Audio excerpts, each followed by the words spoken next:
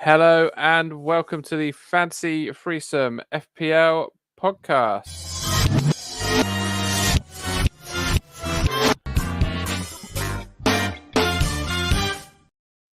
Yes, hello there. You may be able to tell from the way I slowly said hello and welcome that I forgot I had to find the intro button to press. Right, I am here with Anthony!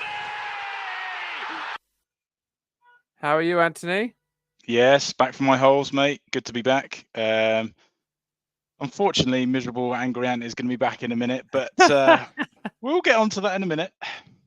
We will. I'm going to be sharing the screen here for the people on the YouTube, so you'll be able to see what we're talking about. It might help for people. A treat for those who view. We are also here, joined all the way from Belgium, with this man. No, Mikey, no, Mikey, that was so not right. Hello there. So I can see, Mike, in the background, you've got some sort of swimming pool. Yes, you've already shown me and Ant you've got a barbecue on the go, so this will be interesting as a recording session. Well, I'm only dropping in just to say a quick hello, just to show just a smidgen more commitment to the pod than Ant showed when he was on holiday. Now, ouch. Is there any chance that the reason that you're so keen to, absolutely throw your holiday into disarray, is that possibly because you had a good game week? Well, it might be. My wife doesn't know that I'm live at the moment. She's blissfully unaware in the kitchen cooking onions for said barbecue. But yeah, forgive the screaming in the background. It's the kids just enjoying the summer. She's going to have tears in her eyes for more reason than one shortly, I would imagine. So the hammer. So you were hoping you could do the whole podcast, and then this morning you've really done yourself over by upsetting your wife. Is that correct? Yeah. So I went and got a haircut. I felt I needed one. A Belgian haircut. It was an angry haircut. I think he was furious that I didn't know how to speak Belgian. Is it a Mohican? It looks very Mohican from here. Yeah, he said, "What do you want?" And I said, "Short at the sides, bit of length at the top." And I'm not joking. I think the haircut took him 5 minutes. Solid. It was aggressive. It was aggressive. Some hair's coming off. Get out of here. €20 later. I don't think you should know this really, but they don't like the English abroad.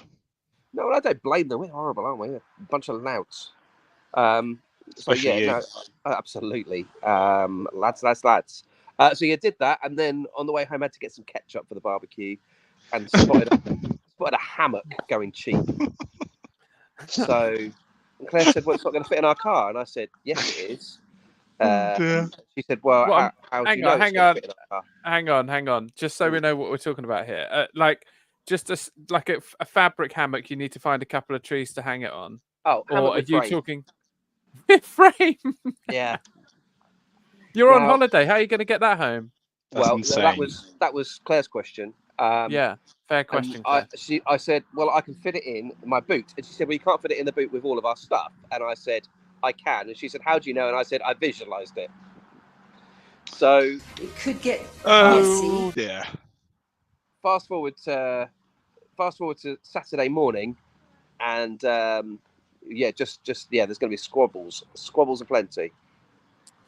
Oh dear. So you're travelling back on Saturday, are you? Yes, I am. In time, I get home at 3:00, as luck would have it. Perfect. You hope. And at that point, you'll be trying to take broken bits of hammock out of your boot, I imagine. Oh, I'm getting disapproving looks from my wife. Who's just the most. Sorry, darling. Just Ant and Phil. Hi, Claire. Yeah. Hi, Claire. Just a casual chat.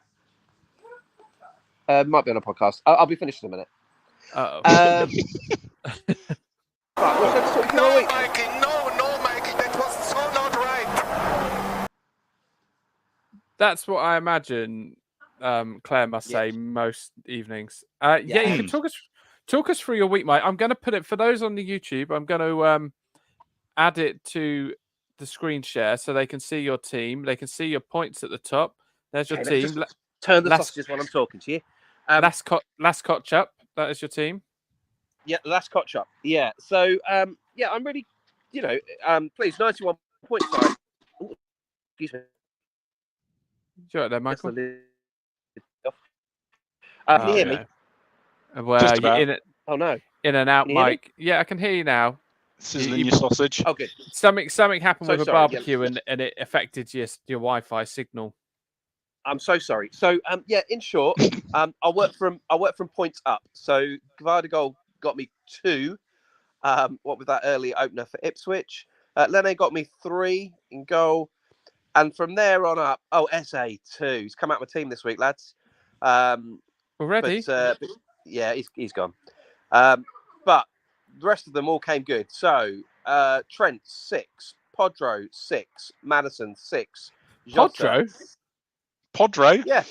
Spurs' new Podro. signing. That's what they all call him, lads. Come on, get with it. It's sort of short for Pedro Porro. Right. As I was saying, Trent 6, Podro 6, Jota 6, Madison 6, Robinson from Fulham 7, 9 for Van der Ven, 10 for Gordon, and a sweet captaincy on Haaland gets me 34. So interestingly, you ended up there on 91 points. Yeah. This was your free hit chip you played because, Yes, it was. to quote you, I cannot be without Haaland this week. Yes. Yes. So moving forward, I'll have to just grimace and bear it. But yeah. It worked for you, Michael. To be fair, that is an excellent use of free hit. If you're going to play the free hit early, which you always love to do, you have to get a good score, and 91 is a very good score. So credit where it is due. I would suggest you pretty much played that perfectly. Thank you very much. Very kind. Yeah, which is very annoying because for someone like myself who doesn't have Haaland, it wasn't so much fun. No. So Ant's in the situation, new listeners, where he's got no Haaland, no Salah, but a lovely standard across the team. No peaks or troughs. Just you say that averageness. Yeah, the standard has very much been below average so far. Yeah, I didn't quite have as much fun with Michael. Just the 58 points for me. So 2 weeks in, 2 weeks below average. Good start. Good start, boys. I'll bring your team up, and then people might be able to solve it. People might be able to suggest things that might help. So. I don't want to sound too much like Michael Botto here, but I am already considering the wild card. Yeah, I've had some wild card thoughts. It's not a crazy idea. It's not, and especially when my team is pretty dire, which is at the moment. So yeah, I'll just quickly talk you through it there. Not too much really to shout about, unfortunately for me. One thing I did get right this week was I brought in Danny Welbeck for the injured Dom Solanke, who got 9 points. Yeah, great shout. Brighton's win over Manchester United. Unfortunately, he could have got more. He hit the crossbar, didn't he, in the second half? Yeah. Other than that, I knew it was going to be a painful week with Haaland. Going to be getting the points against Ipswich, but I couldn't get him in. So I went different. I went Jota, who got just the 12 there. Son had a great week. Should have captained him. Unfortunately, I didn't. He got 16 points. But the biggest mistake I made, as you can see there, if you just scroll down, is that I put Anthony Gordon on the bench. He got 10 points in Newcastle's draw. Unjust draw, but we won't get onto that away at Bournemouth. So bear in mind, Gordon there got more points on his own than 5 of my players combined. You can see clearly that I've had a bit of a shocker there. So yeah, 2's cruise for everyone else. Odegaard, Fernandes, they need to go. They've had a poor start to the season. Muniz, Isak, 2 points to them. Guardiola, Harwood, Bellis, 2, and Pope just with 3 there. So yeah, I'm languishing near the bottom. I was so bad this week that even my son overtook me and had great joy in telling me that Cole Palmer, who was sat there with 3 assists. So I had to have him laughing in my face even more than you two normally do. So that was fun. Fair. So at this stage, early on, I'm looking for the delete button, not going to lie. Crucially, Palmer was shifted into the 10 role, which he wasn't in the first match. He was out on the wing, as per Southgate. So actually, yeah, I've bought Palmer in this week. Okay, nice. so your change this week, Mike. Then, you've reverted back to your game week 1 squad.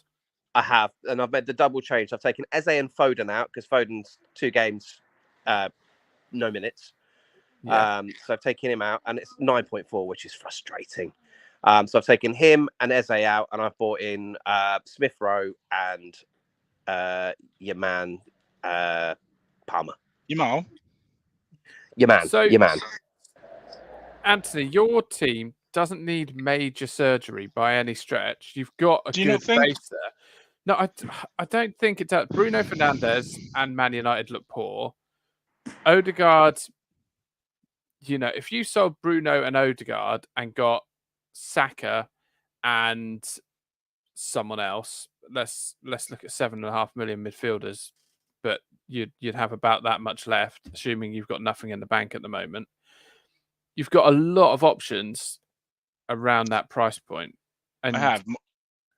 Thinking very short term, if I look at this week, so if I have another poor week this week, which looking at the fixtures I potentially would do, then I'm in trouble. 3 weeks in and I could be 100 points plus behind some of the league leaders. And if you look at the fixtures, a lot of them have hard fixtures. So, for example, my starting team at the moment, you got Spurs away to Newcastle, United and Liverpool playing each other. So I've got 3 from there. Welbeck is away at Arsenal. Most of my team are away or have tough games. So certainly very much short term. It's not a good fixtures. Yeah, I agree. On paper, I would suggest I've got quite a nice team, but they're not getting the points at the moment. But I did actually do a little draft wildcard team, which you guys can maybe pull to pieces later on in the pod. Okay, yeah, if you want, we can pull it apart now. If you want, I mean, do you want? I tell you what, you bring it up. I'll quickly go over how my team, minor women's whiplash, went very, very quickly. We don't need to hear for ages. Please about do, how mate. I got on. You had a solid week. 78, but I had to make 2 transfers, and even those 2 transfers weren't enough to sort my problems out at the back. So I got rid of Quansah because he was annoying me, and bought in Anthony Robinson because Quansah was going to drop in price. So got rid of him. And then obviously we had the Solanke news, the Solanke injury, and I thought, you know what? Until proven otherwise, Bournemouth has spent 40 million on a Brazilian striker. I'm going to assume he's as good as Ronaldo, as in the real one, and put him in my team. So I bought in Evan Nielsen, and actually, he had a couple of chances and could have done something. Really, shouldn't he? Second half, the one where he slid in. Yeah, so close. He looks good though. He looks lively. I'm keeping him in the team for now. He's 6 million, and it's given me $1.5 million in the bank. He's playing Everton this week, which is why I'm keeping him in the team. Then Bournemouth played Chelsea and Liverpool. Smith Rowe, Gordon. I captained Salah because he was on TV and Haaland wasn't. That probably will be the death of my team this season. I do want to watch my captains play. So, I don't care. Haaland's at home to Ipswich. I'm not captaining him, was my attitude. And I regretted that attitude at about 10-5 when I got a message from Mike saying, "Oh, Haaland Hattie." Oh, which I'm sure it was. It annoyed me on a number of levels. Mainly that he'd scored again. It's that age-old thing on fantasy football where you don't want your player to do well because you know that more people have got him captained than is helpful. And also, I didn't like the use of the word Hattie. You're mid-40s now, Mike. Let's just grow up. Right, let's just grow up a little bit. I ended up on 78 minus 4 is 74. But the problem I've got, and it's a genuine issue, is Pickford, who's now gone down in price to 4.9. He's just about to play Bournemouth, so I'm going to keep him in this week, assuming that Bournemouth absolutely flunk, which can and has happened in the past. But yeah, I'm going to have to just try and keep him in. I'm going to have to. Sorry, do you genuinely think Bournemouth are going to flunk away at Everton? Have you seen Everton the last 2 games of Bournemouth the last 2? Hey, yeah. Did you see Everton beat Doncaster or whoever it was in the cup? Oh yeah. Oh, I missed that one. I mean, I've interrupted my holiday for this, but I think Everton Doncaster in the Carabao Cup second round is pushing my luck. I mean, we know what's going to happen here, don't we? This happened last year. Bournemouth had a slow start actually, but Everton hadn't won at home in about a year, and they beat us 3-0, and it was comfortable. So, yeah. But I would suggest we are probably due a slice of luck after the VAR farce from the weekend, but we won't get into the farce, if you will. Very good, Michael. Well done. He's here all week. I'm not talking about it. Not talking about VAR. We cannot talk about it right now. So, Ant, you've got a wildcard team. There's going to be a few people wildcarding, I reckon, this week. It's traditionally, I'm usually at game week 2 wildcard, and I'm trying desperately to hold on and have some patience because we've only got a very small portion of information. 2 game weeks isn't much, and actually, you don't want to overreact. You know, your team is good. I reckon if you want to get one of the big guns in, I mean, would you wildcard in Haaland or Salah? Lad. Yeah, just to say. Sorry, can I interrupt just quickly? Appreciate we are here to talk about fantasy football, but my wife is looking for some advice, so let's use you guys. We've got veggie hot dog sausages, I would say and I do mean of the Frankfurt style. They would say dump me. So they're vegetarian sausages like this, lads, on the YouTube. Will they be safe on a barbecue to cook, or do they need to be boiled? Can I see them closer, please? Oh, yes, of course. Hang on, I'm just going to make you bigger. Dutch, though. Pardon? Hang on. I'm just going to make say that Mike when you're talking bigger. about sausages. Let's put Mike in here. Big.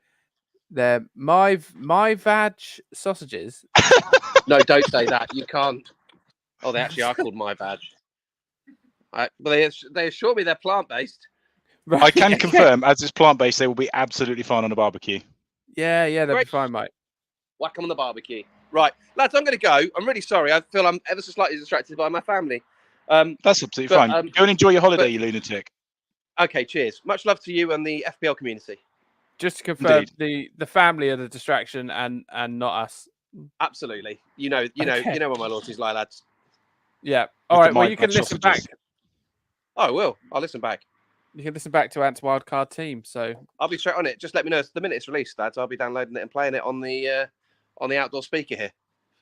Well, just to say, sure the family will your enjoy accommodation looks pretty incredible. £120 a night, lads. Ridiculous. Private pool. Yeah, very nice. The very pool nice. house, they call it. Happy to send out a link in the pod TripAdvisor. Yeah. No. Yeah, please do. You know what I mean. Yeah. We know You're having a meltdown. Right. Bye. Bye. Bye, Michael. Enjoy your holiday. I've removed him. Right, Anthony, talk to me wildcard. Yeah, so very much obviously missing Haaland and Salah here and getting very much envious of everyone who does have him. So my first draft here that I've put together, I would just stipulate this is very much a first draft and not one that I'm definitely going to go for. I came out with this morning, and it does contain both Haaland and Salah. Oh, welcome to the house of fun. So my front three, as it stands with this team, would be Haaland, Havertz. Arsenal have had a good start to the season, like Havertz this season. He looks good. At 8.1 million, they got some good fixtures. And Danny Welbeck would be my third striker, mainly because Brighton, again, look good under their new manager. They look like they could really be going for the top 6 this season. Welbeck looks sharp. And other than Arsenal this weekend, they've got a good little run of fixtures as well. So that would be my front three. You look at the strikers that are doing well. I mean, when we get to the questions section, I'm sure there'll be questions about Isak and Watkins. I mean, not as many people started with Watkins, but still 29% of players in the game have got him. Isak, 51%. He didn't look really that dangerous in the Bournemouth game. No, Senesi had him in his pocket, didn't he? But he's not got a great record against us. And Newcastle generally don't seem to play particularly well at Dean Court. But you look at the strikers who have done well at the start of the season, they're budget ones, and Haaland. Yeah, that's the key. So that's my front three. So Welbeck, Haaland, Havertz. Okay, yep. Oh, so you've gone for the top 3 strikers on the game so far.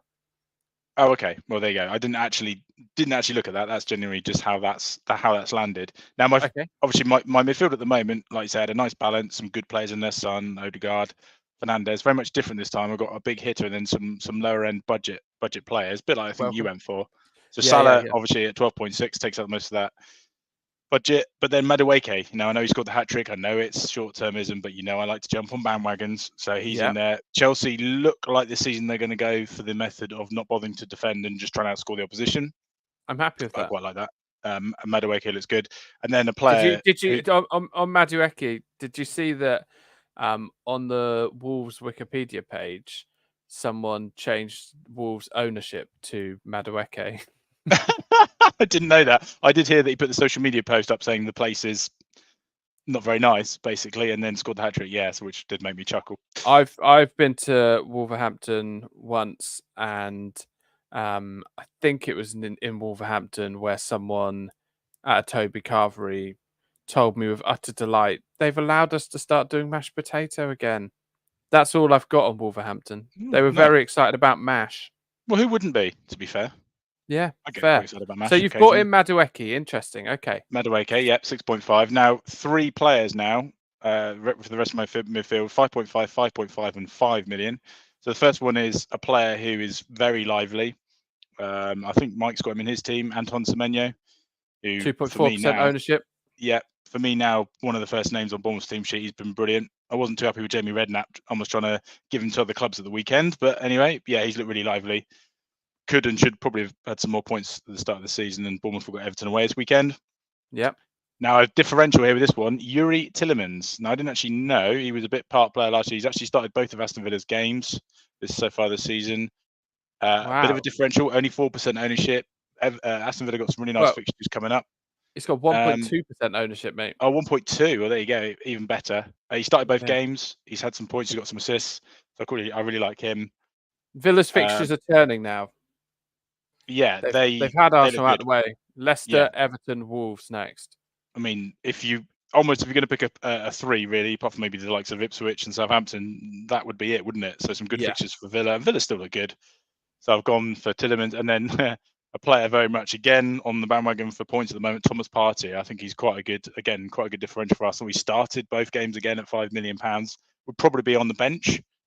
He's a defensive midfielder, isn't he? He's that sort of classic. Do you get a defensive midfielder from a good team, or do you get an attacking player from a bad team at 5 million? That's sort of your option, isn't it? Yeah. So you've got a defensive player for a good team who might occasionally get, a long shot that might go in like at the weekend, but that's not always going to happen. 5 million options. There's a few that have started the season okay.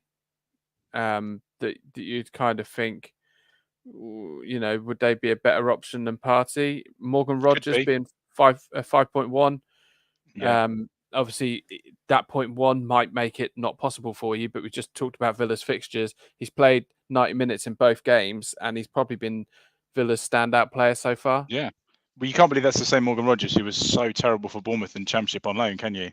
Cannot believe that's the same player. He was atrocious. And if you'd ever told me he'd be starting in Villa's team within about 18 months, I would have said you're mad. But fair play to him. He's looks like a completely different player. And I saw that run. Did you see that mazy run he did? Yeah, he's a great ball carrier. Yeah, he is. Yeah, we didn't see any of that when he played for us. So fair play to him. No. But yeah, anyway, one to look at, maybe like you say, I might need to look at that in more detail. Other than that, I quite like that. Quite like that 4. So certainly 4 of the 5. Yeah. Defensively, again, I wanted more Bournemouth assets in there. Didn't have any Bournemouth assets. So a player I thought was really, really good on his debut from Barcelona was Rojo, a right back. I thought he was solid, very, very good. But also like to bomb forward a little bit as well. So potential possibly for the odd assist in there at 4.5 million. Again, very low ownership, so a differential in there.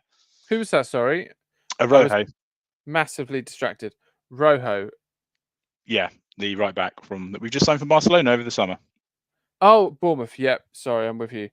Yep. Okay. So I'm really sorry. I was just looking up some of our Twitter questions, preparing for. That's fine, mate. And we've got a notification that the BBC have followed our Twitter account. Wow. So well, that's what I thought. Wow. So that's why I didn't hear your Bournemouth news. And it turns out that BBC stands for something else in. Yeah. Just quickly on Bournemouth, I'd say what's absolutely ridiculous about Bournemouth on FPL this season. Don't Google BBC on. Oh no. Okay. Yeah. Don't. Okay. It's because this is why we shouldn't be called the Fancy Freezing Pod, because we get followed by smutty people. I can't unsee images. Okay, well, I'll move swiftly on. Yeah, Bournemouth this season, right? This is what most people love about Bournemouth. Bear in mind, we look good first 2 games. We certainly deserve more than 2 points, in my opinion. But crazily, our most selected player is Jebison, the £4.5 million striker, who's played about 12 minutes so far, and is possibly going to end up going out on loan. So yeah, Yeah, but he's bonkers. cheap, isn't he? People want a cheap Cheap third and cheerful. striker. Cheap first They striker. do. So you've got Rojo in defence. Who else? Yeah, I got Van de Ven, absolute power horse. Yeah. Um, that assist he got was fantastic. Ran virtually the length of the field, didn't he? 4.5 million. I think he's dirt cheap. I know, if you look at other assets, he's 0.5 cheaper than Romero for Spurs. He's $1 million cheaper than Pedro Porro, so who a lot of people have got. So I think he's a good option. Cheaper. I mean, Porro's got more assists than anyone in the past year in the Premier League as a defender, I believe. That's not based on statistics. That's based on hearsay. But I'll go with it. But so he offers something completely different. That extra $1 million, you're getting the more of the attacking returns. I know Van der Ven got an assist and an incredible one the other day, which almost feels like it should have been more than 3 points worth of assists. Agreed. But, Agreed. It is what it is. But then 2 £6 million defenders, Guardiola, who have had since the start. Man City, they do look like they're going to concede goals. They even conceded to Ipswich at the weekend, but I do like him, and he's in my team alongside Virgil van Dijk for Liverpool, who look fairly solid there. And again, they got a fairly good run of fixtures, so 2 £6 million defenders in there. And then I finished with a player who was in my very original draft, then took him out, was Konsa. Again, 4.5 million, he's cheap. He's only got 3 points at the moment, but as you said, Villa's fixtures are turning, so I think he's one who should start to get more points anyway. So 4.5 million. So that would be. I've got options there as well. I could play a 3, I could play a 4, I could even play a 5, depending on the fixtures. So I think again, I would argue I've got quite a good balance with that 5. Yeah. That's decent. Konsa was playing a lot as a wing back last season, and he started the season with Cash, who I think he may have got injured. Cash the other day. It looked like he went down at one point. So I will check that. I will check that for you now. So who's your keepers then? Because your squad looks quite balanced at the moment. Yeah. So Raya, Arsenal again. I mean, he's making. Yeah. I mean, the save he made at the weekend against Watkins was ridiculous. So yeah, he seems settled now. Ramsdale, unfortunately, isn't going to look in. He'll probably leave Arsenal, I would have thought, before the end of the transfer window. Backup keeper, 4.5 million. I was looking at the £4.5 million options. I've gone for Luke Steele at the moment. The Brighton keeper. Again, that everyone I can change. You've got a premium keeper and then a playing backup keeper. Yeah. Just because you've got the option, if you're gonna have a bench there, you might as well at least have a player who's gonna potentially play, and it can potentially gives me the option to rotate them should Brighton have a more winnable fixture. I don't know. Again, an option there is, do you actually go for a £4 million keeper? Who's not going to play and use your £500,000 more in your squad? As you just mentioned there, I could potentially use that elsewhere. So that's something I probably need to look at. Something I've been considering as a bit of a renegade move right now is selling Pickford and getting literally the cheapest keeper I can get that isn't going to play. It doesn't matter. Pickford gets you out on average about half a point a game. So it really doesn't matter. It's not here nor there whether I have a keeper that's getting me points. I can get another 0.9 million in the bank and just have no keeper. I'll just play Monkey Rush. Anyone can go and goal. Well, to be fair, judging by what Pickford's produced so far, you would argue that's going to be better than what he did. I mean, Pickford for England actually has been solid, but for Everton, he always seems to have this ricket in him. Obviously, until Saturday when he'll have the game of his life against us. But that was the issue. The issue is he's got pretty bad defence in front of him at Everton. Yeah. So that's the main issue. Now, David Raya, it's unusual for premium keepers to be the highest owned. Usually, you'll get maybe new people to the game getting Edison or something because they're a City keeper.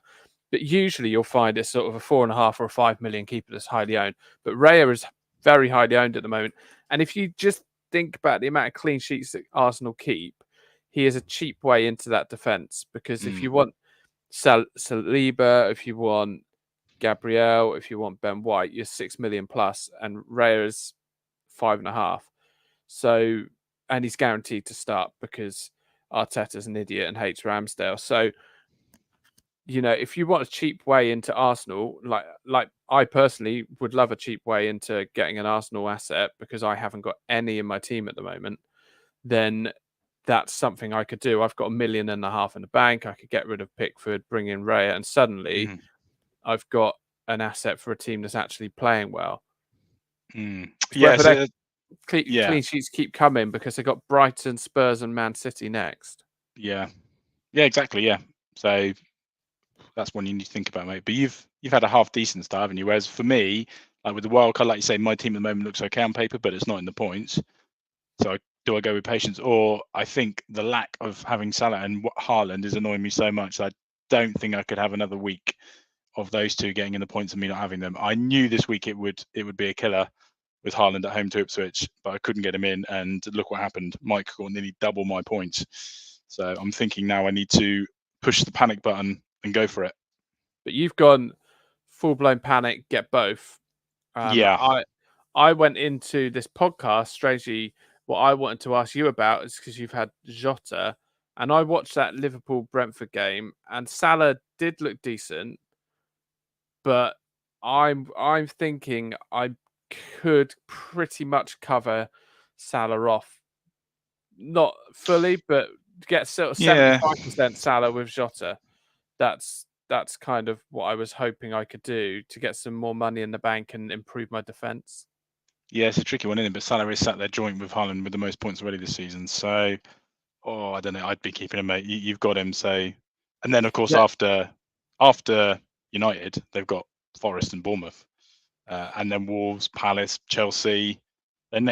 On paper, though, their next really tough fixture is away to Arsenal. That's not until the end of October. So, yeah, I mean, the only thing with Salah, right? The only other thing is that Liverpool, it looks like, might be getting Chiesa. Now, to me, that strikes me as something which he would be a player who would be a backup for Salah. At the moment, they don't have one. They've got Gakpo and Diaz play on the left. They got Darwin Núñez and Jota who play through the middle, and then you got Salah on the right, who's got no one behind him who can come in and replace him. He's probably a replaceable Salah, but say he gets injured, they've got no one there. So Chiesa coming in will do one of two things. It will either lead Salah to having slightly less time on the pitch because they can manage his minutes better, or it will make Salah play even better because he'll have some pressure on him. Yeah, tricky one. Tricky one. Chiesa's, I think, a potentially good sign for Liverpool, and I'm excited to see him in the Premier League. But like I say, initially he could be a backup, so certainly in terms of an FPL asset, he'd certainly be one to keep an eye on. Yeah. Okay, well, I don't think your wildcard team's too bad, mate. So what? Okay, so if choice was yours, would you keep my team as it is and hold fire, be patient, or would you go for this wildcard team? Let's bring up your team again as is now. I can only base it on last week's because I'm not logged in as you, but I'll bring up your team again now. Yeah, so it's the same as last week as it stands. So we can see. My gut at the moment is telling me to go with this wildcard team, mainly because of the lack of Haaland and Salah. And unfortunately, the differential side, Son has done quite well. If I'd kept him, would have made a big difference. But Odegaard and Fernandes, there's no real sign of Fernandes or Odegaard really firing at the moment. United have got Liverpool away as well. So I just think I look at the fixtures for my starting team this week, and they're not good at all. They're either tough or they're away. But you got 38 game weeks, and trouble is though, once you're, I could potentially quite easily be 100 plus points behind our league leader by the end of this week, and you know what my head's like. If it's that big, I'm gone. Yeah, but the other side of the coin is no one's got. If I'll bring up the fixtures for this week, there isn't. Like game week 1, it was fairly obvious. Like a lot of the games were one-sided. Yeah. This week, the only sort of one-sided games potentially you've got Man City away at West Ham. I don't think Arsenal Brighton will be as straightforward as people might think. Not at all. Brighton look good, don't they, so far this season? Man United Liverpool. I mean, Man United should be up for that game at home to Liverpool. They tend to be able to pull out a performance under Ten Hag that's occasionally that's completely against their form, but there's no sort of standout fixtures there. Whoever you've got in your team, Newcastle have got Spurs. They're going to cancel each other out a bit there.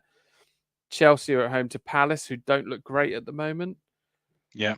Yeah, again, make a good point. Actually, there's a lot of fixtures there. I would argue you could have a case for them going either way. You look at like you say, Newcastle weren't very good against us, but they clung on with 10 men against Southampton. But Spurs look good. United, Liverpool, United. You could argue, if Xerxes wasn't sliding in and got the final touch on Garnacho's pullback, they win that game 2-1. But as United do, they seem to shoot themselves in the foot. But there's an argument for both teams there. Forest, 100%. Wolves, Wolves look good going forward, bad at the back. Forest, could argue they could be sat there with 6 points. So, there's some really, I'm really interested as well with Ipswich Fulham. Ipswich, I think, are going to be start targeting these games now. They couldn't have been given too hard of fixtures to start their Premier League life or their Premier League return after 22 years.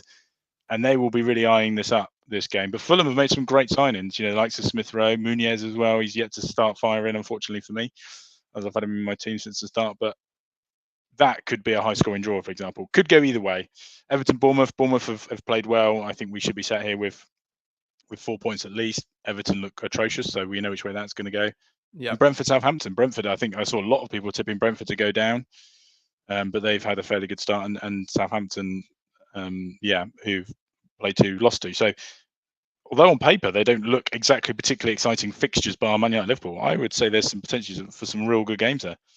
Yeah, it'll be good games, but not necessarily one of those weeks where you envisage people getting 100 points. Correct. Though that someone will randomly triple captain somebody who gets a hat trick who you've never heard of and will get the highest points of the week. But yeah, I just think that for me personally, and with the way I am with this game and how annoyed I get with it when I do badly, if I have a third week of getting crap scores, which is highly likely, my head will be gone. Whereas at least if I play my wildcard team, okay, I could still get a crap score, but somehow I'll feel better because I will have just joined everybody else on the Haaland and Salah train. Yeah, no, I get you. We've got a few people watching along, so if you do have any questions, then feel free to put them in there. I've got the chat window open so I can see them if you get any questions. Anthony, if there was one team this week you would want to get players in for, not necessarily with a wildcard team, but if you had to make one transfer and get a player from one team, who would that team be? Oh, that's a good question. As I say, there's a lot of fixtures there which could go either way. I'd say Villa for me. I know, Leicester away is not an easy game, but Leicester, you would expect Villa to score goals. So the likes of Yuri Tielemans, if you're looking for a differential, 5.5 million, he started both games, less than 2% ownership. I know you've gone Tielemans, but at that price, when Rodgers is 0.4 million cheaper, it makes no sense to me at all. When Rodgers is a far more advanced player. But I do like Yuri Tielemans. You do. Yeah. I think you just like the way that his surname rolls off the tongue, and that is fine if that's why you want to choose it. I think mentally, I can't get my head around it. That Morgan Rodgers is the same Morgan Rodgers we actually saw in real life. Who was, well, I question whether he was actually a professional footballer, to be honest. Yeah, that's fair. I would argue he's one of the worst loan signings we've ever had, which is saying something. I think that's probably just a bit of a mental block for me. Yeah, agreed. Yeah, you look at the money. Alan Blaney. Alan Blaney has got to be the worst. Yeah, potentially that. And maybe Bournemouth, the likes of Semenyo. Maybe Evanilson this week, I think we need to wrap him in cotton wool because if he gets injured, we really are screwed. I'm really interested to see it. I'm sorry. Who are you wrapping in cotton wool? If Van is... Oh, hang on. No. Even Nielsen. There you go. No idea what I was trying to say first time. No. Even Nielsen. There we go. Yeah. I'm really interested to see what team Bournemouth play tonight at West Ham in the Carabao Cup because, he needs minutes, but at the same time, we cannot afford for him to get injured. Yeah, a goal would do him good. A goal would do him the world good. I imagine Jefferson will start. I mean, it would be crazy to imagine otherwise because the Carabao Cup just isn't important to a team like us. So the team I would be getting players in for, and not just because they scored 6 goals, because their 6 goals were... if you look at the way that game went, you wouldn't think Chelsea would score 6 goals from the chances they had. But they scored 6 goals nonetheless. But it would be Chelsea's attacking assets. So you got Madueke on your wildcard draft. Yep. Another option is, if you're not going to go saddle back Cole Palmer, did you notice that certainly Madueke's goals, all 3, I said this to my lad, we were watching Match of Day 2 together, they were all carbon copies. nice little slide pass from Palmer, and Madueke slammed it in. So maybe there's a good little link up there potentially as well. Again, look at Chelsea's fixtures there: Palace, Bournemouth, West Ham. That's it. Chelsea, I say, they are a bit of a basket case club, but look at that nice shade of green. Yeah. I mean, you've got Palace, Bournemouth, West Ham, Brighton, Forest back to back at home as well. Chelsea are a funny old team, but certainly I was very impressed with them going forward. A 2-2 at half time in that game, you could argue could have gone either way, but fair play. Once they got that third goal, they never looked back. And like you say, Neto as well, another option there, 6.5, really low ownership. João Felix, he scored a great goal. Dare I say, even Nicholas Jackson, I was considering, because, I know he misses a lot of chances. I know he comes under some stick, but actually, he got 10 points. You got 10 points, Sunday. But the issue is he's gonna be coming on and off games. He's not going to be playing the whole match. He's not going to be playing 90 minutes. No, this is true. Felix came on, did 22 minutes, got a goal. So you want to be looking at the players which are actually going to play. I think Neto did 45 minutes. Palmer is going to play most of the game, you would have thought, right? Yeah. I mean, they subbed him off once the game was done. But and obviously he's a lot of money, 10.5 million. If you're going for more of a good average squad like you've currently got, you could definitely get rid of Odegaard and Fernandes and bring in Palmer and someone else has to. I mean, you could probably Odegaard and Fernandes, would that add up to Palmer and Madueke, Yeah. Do you know what? The more I look at it and the more I think about the fixtures, I'm tempted to go potentially Palmer over Salah maybe and free up a bit more money in midfield for me. Yeah, but that is an option, isn't it? Yeah. Okay. Well, should we? I've got a few questions. Go for it. I'll just find them and try and get away from that. Craig asks, "What is Mike eating?" Good question, Craig. It was my vag sausages. So who knows? Your guess is as good as mine. They're Belgian. There's not too much that boy doesn't eat, to be fair. No, but he was eating a lot of waffles from what I've seen on the family messenger group. It was waffles and frites in Belgium. Right, FPL Commander asks, Rico Lewis, I'm thinking of holding and starting him all the way up to game week 6. So let's bring up Rico Lewis. Let's see how he's doing. Right, if you give me 1 second. Rico Lewis. Oh gosh, they've got a big old squad, haven't they? Rico Lewis, where's Rico Lewis? Sitting in his bed as Chelsea. There he is. Right, Rico Lewis. So he's currently 4.5 million. He's played 90 minutes in both games. Walker isn't back yet, seemingly.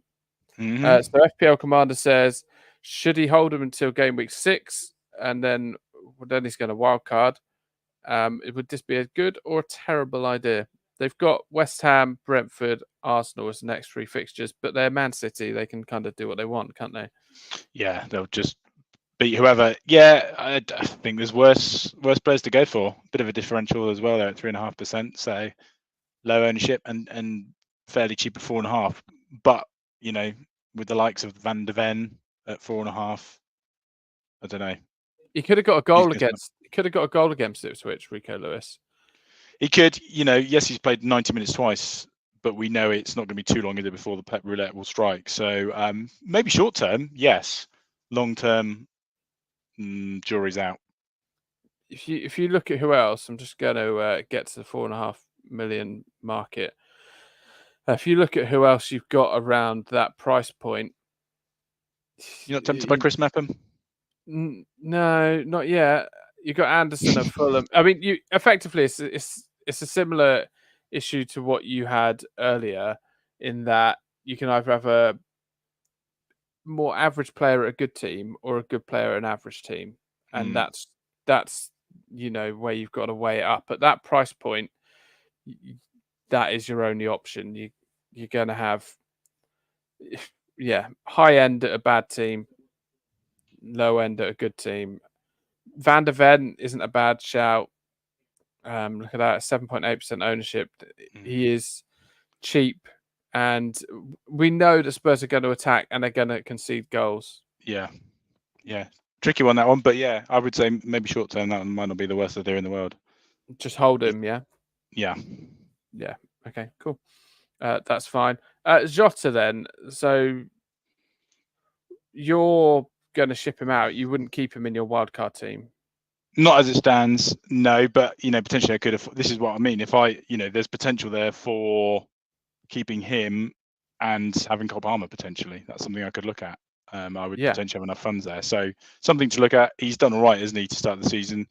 How many points has he got? Yeah, he's got 14 from 2. And then after United, he's got Forest, Bournemouth, Wolves, Palace, Chelsea. So, yeah, maybe that's something I need to look at. As I say, that's very much a first draft, that team, and it needs some tinkering. But, yeah, I'm certainly, the more we're on this pod, I'm thinking of ditching Salah and going Cole Palmer.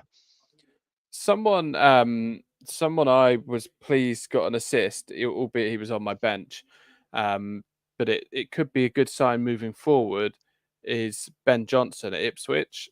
Okay, so he's 4 million on the game, and Ipswich have got Fulham, Brighton, Southampton, Villa, West Ham, Everton, Brentford. So yes, they've started with a horrendous couple of games, but now they've got a calmer set of fixtures to now allow them to bed into the season really. And Ben Johnson at 4 million, I think, is an absolute steal. Personally, yeah, I like that shout. Yeah, it's a good shout. That we just mentioned it there. Ipswich are going to look at these fixtures now for the chance to push on. Now this will be the true test for them, and they'll probably be glad, to be brutally honest, that they got Liverpool, Man City out of the way early. And then, to be fair, I would suggest they were both respectable games for Ipswich. They didn't look out of place, really, did they? So no. This will be. I'm really interested to see this now. This game of the weekend. If they win that's going to give them a real confidence that they can stay up. A lot of people had them to go straight back down like Luton, but Luton were a breath of fresh air for large parts of last season, and I think Ipswich could be the same this season. But how does that translate into fantasy football returns? I suppose we have to see whether. I mean, they seemingly want to play attacking. They do. Sam Smodix, decent player, and he will get goals. Yeah, he will. Yeah, I think that's a really shrewd signing from Blackburn, and the likes of Leif Davis at left back. He got the most, assists in the Championship last season. He's one to look at 4.5 potentially. But the trouble is, of course, Ipswich are going to concede goals, so that's going to be a trouble with going for any defensive asset with them. Yeah, and they're certainly going to concede more goals in the Premier League than they did in the Championship, and they conceded quite a few goals there. So tricky Sammy ones. Sammy Smodix, 6 million in the game. He's down as a midfielder.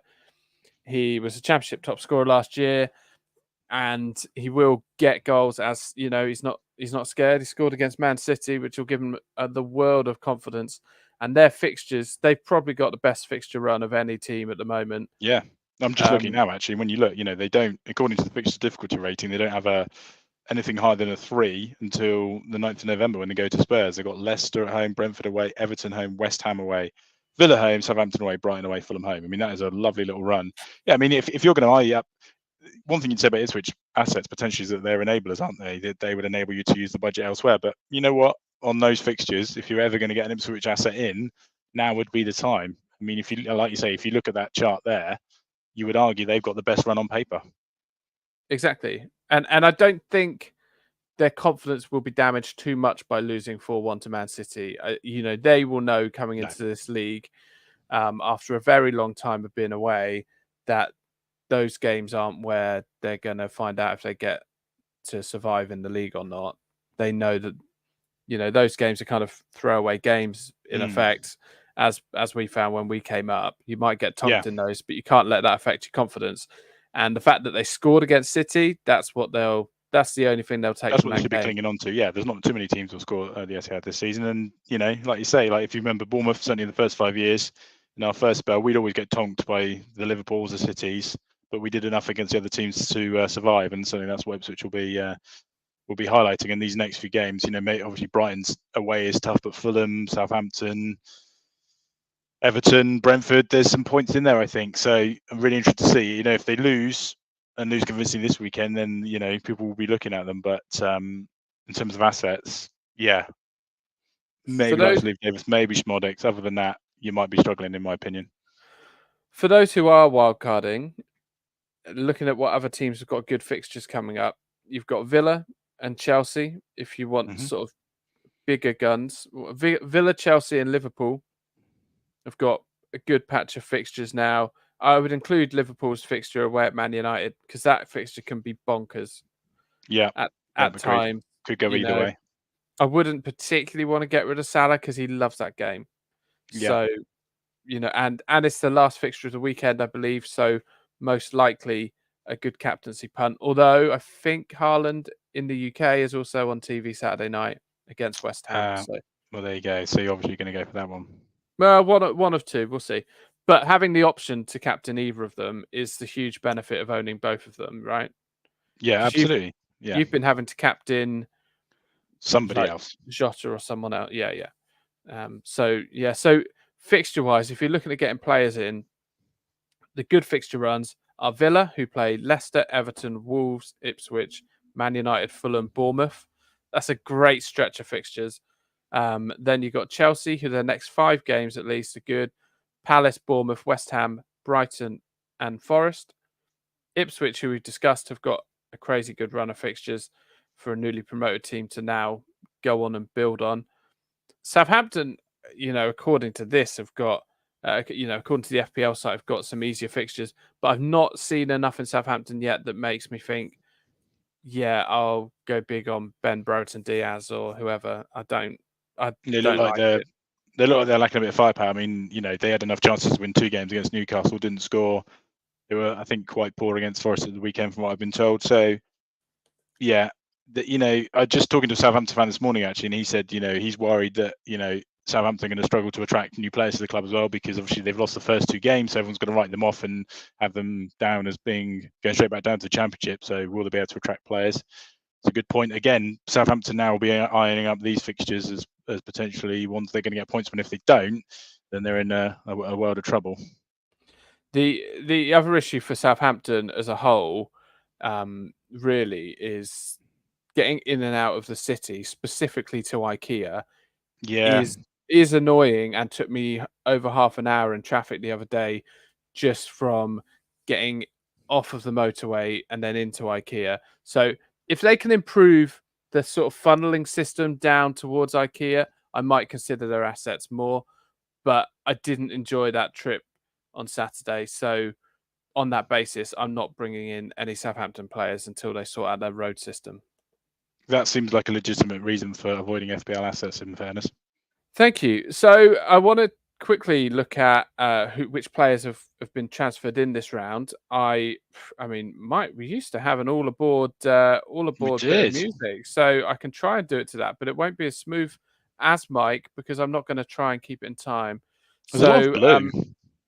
There is a lot of blue. These are the teams that are doing well. All the blue ones apart from Everton. So let's have a look at all aboard. Transferred in, the top most transferred in player, Noni Madueke. Impulsive players have brought him in. He's still only got 7.3% ownership at time of recording at £6.5 million. Next, Emil Smith-Rowe, 5.6 million. Another 5.6 million. Danny Welbeck. The man never ages. What a player. He doesn't. Yeah. He can cover off Haaland if you can't afford him. Next up, you've got Palmer. People are seeing those Chelsea fixtures. Then you've got Haaland. A lot of people, maybe like you, Ant, who are now panicking and thinking, I need to get him in. He's gone up 0.1 million to make it slightly harder for players. 15.1 million now. Then you've got another Brighton striker, 5.5 million, João Pedro. Morgan Rogers then has been transferred in by 350,000 players. He has also gone up in price, 5.1. Wout Face. Oh, Wout. Wow. 4.1. He got a goal, didn't he? So suddenly people are jumping on board. Then you've got Romero of Spurs and then David Raya. Wow. A lot of players there that... Yes, that's basically my wildcard team. There you go. Yeah, it is. It is. Yeah, well done you. You've effectively gone panic button. I'll get all the players that have done well in the space of the last 2 games. Correct. I mean, this is how I play the game, right? It's either auto-complete or panic, or both at the same time. So, so 5 seasons in, not a lot is ever going to change. Okay, right. So should we have a quick look at the fixtures for this week? Yeah, I feel like we sort of covered this off, mate. To be honest with you, I think we've covered there. There's a lot of games that could go either way. Cheers, guys. there's a lot of games to enjoy. No, what's really nice is to see a full Saturday. Look at that. Lovely old stuff. 7 games on Saturday. So, yeah. And obviously the standout on Sunday, Man United at home to Liverpool. But there's a lot of games there. Expect the unexpected. They could go either way. I'm expecting not many clean sheets, actually, this week. There's a lot of teams that would like to concede goals. So, my one thing I would say is maybe only play 3 at the back. Yeah, there's going to be a lot of clean sheets wiped out. It isn't like game week 1 where every premium defender, I think, is going to keep a clean sheet. That's not going to happen. No. And you're going to have a lot of players playing each other, which is a horrible feeling in fantasy football. You know, I've got Evan Nielsen versus Pickford, and obviously I hope Evan Nielsen does well, or Ronaldo, as I currently know him as. But I hope he does well, and my keeper has another stinker. But yeah, I think looking at these, there's no real obvious clean sheets. No, even West Ham at home to Man City, I don't think is an obvious clean sheet for Man City. So we shall see. So yeah, Arsenal, Brighton, Brentford, Southampton, Everton, Bournemouth, Ipswich, Fulham, Leicester, Villa. That's a local derby. Nottingham Forest, Wolves. It's not too far away from being a local derby. West Ham, Man City in the evening on Saturday. That is. Then on Sunday, you've got Chelsea at home to Crystal Palace. It's a 1:30 kickoff, not 2 p.m. for some reason. Then Newcastle Spurs is 1:30, and that is the game chosen for Sky in the UK. So that'd be a cracker. Newcastle Spurs. Have I got any Spurs asset? Oh, Porro. Yeah, I'd quite like another Spurs asset. Oh well, you can't have everything. And then the big one, is it a big one anymore? Man United Liverpool at 4:00 on Sunday. Yeah, it is a big game to end it. So yeah, it should be a good game week. I'm looking forward to it. Yeah, it should be a good one, and hopefully, mate. So give us a percentage. How likely you are to hit the free hit button? 70-30 in favour at the moment. Oh, I like that. Okay, cool. Well, if Ant does, we'll share his free hit team on the Twitter, or now as it's called X. Please, there's no need to follow us if you are BBC of that style. I've learned something today, and I don't want to see it ever again. If you are the BBC, I welcome you, but not that BBC. Thank you very much. But yeah, if you want to follow us on the Twitter X thing, it's at FPL Threesome Pod. And until before next week, do not tell me you're going to forget about punts. So just a reminder, if we do have any new listeners, what we do every week is we pick a player with 2% or less ownership who we think is going to haul, hoping that if they do, then once we're back as a threesome next week, we could potentially be picking one of the other host captains. So as I've remembered and you haven't, I'm going to go straight in there with a player who potentially could be in my wildcard team, Yuri Tillemans, away at Leicester. Okay, now listeners will, if they want to, be able to, well, viewers on YouTube will be able to see me frantically panic now and try and find players with less than 2% ownership. Now, last week we put the punt out on the Twitter. I'm going to call it that. X just doesn't ring well to me. So on the Twitter, and no one won the punt last week to pick our captain. Wow, that's unusual. Everyone had a stinker. Savio of Man City, 6.5 million. Oh, is Foden going to come back in and take his spot? I don't know. He's got 1.8% ownership. That's tempting, isn't it? I would say so, looking at what else you've got available to you. If Sterling goes to Man United, are you going to buy him? Definitely not. Nope, fine. More chance of getting Neil Mopay. Neil Mopay, yeah, I did see an article on him. It's not looking good. He may end up moving from Everton because him and Dyche don't see eye to eye. It's a tricky one. I might go for Fabio. Yeah, because I can watch that game. I'll go Fabio. It's Fabio. Fabio was a left back or right back twin of Man United, wasn't he? So Savinho, there he is in all his glory on the YouTube. Yeah, he is owned by 1.8% of players, 6.5 million pounds. I've gone to pot at the end of this. It's because I haven't had my lunch. Some of us haven't eaten Mr. Vag at lunch, so okay. you know. Yes, I'm sure Mike is enjoying his vegetarian sausage. Yeah. Well, that's it then. So Mike will hopefully be in touch on the Twitter to announce his punt. And yeah, we'll be back next week to see who is miserable, who is happy, and probably who's very smug. We will indeed. Right. Have a good one, guys. Take care. Have a good week. Have a good week. Goodbye. Bye.